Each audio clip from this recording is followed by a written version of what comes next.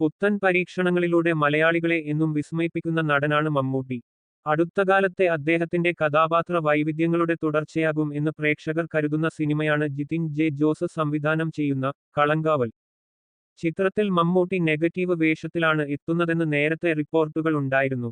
ഇപ്പോഴിതാ സിനിമയുടെ റിലീസ് ഡേറ്റിനെ സംബന്ധിച്ചുള്ള സൂചനകൾ പുറത്തുവരുകയാണ്.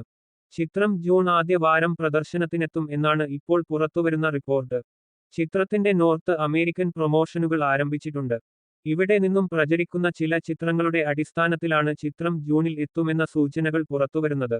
ഇതിൽ അണിയറ പ്രവർത്തകരുടെ ഭാഗത്തുനിന്നും പ്രഖ്യാപനമൊന്നും വന്നിട്ടില്ല. നിരവധി യഥാർത്ഥ സംഭവങ്ങളിൽ നിന്ന് പ്രചോദനം ഉൾക്കൊണ്ടാണ് ഈ സിനിമയുടെ തിരക്കഥ ഒരുക്കിയിരിക്കുന്നത്. ഒന്നിൽ കൂടുതൽ സംഭവങ്ങൾ പ്രചോദനമാകുന്നുണ്ടെങ്കിലും ഈ ചിത്രം തീർത്തും ഫിക്ഷണൽ സ്വഭാവത്തിലാണ് കഥ പറയുന്നത് എന്നാണ് സംവിധായകൻ ജിതിൻ കെ ജോസ് റിപ്പോർട്ടറിനോട് മുൻപ് പറഞ്ഞത്. ചിത്രത്തിൻ്റെതായി മുൻപ് പുറത്തുവന്ന പോസ്റ്ററുകൾക്ക് വലിയ സ്വീകാര്യത ലഭിച്ചിരുന്നു. വിനായകനാണ് ചിത്രത്തില് മറ്റൊരു പ്രധാന വേഷത്തിൽ എത്തുന്നത്. മമ്മൂക്കയുടേത് എന്ന പോലെ വിനായകൻ ചേട്ടനും ഇതിനു മുന്നേ ചെയ്തിട്ടില്ലാത്ത തരത്തിലുള്ള കഥാപാത്രമാണ് അവതരിപ്പിക്കുന്നത്.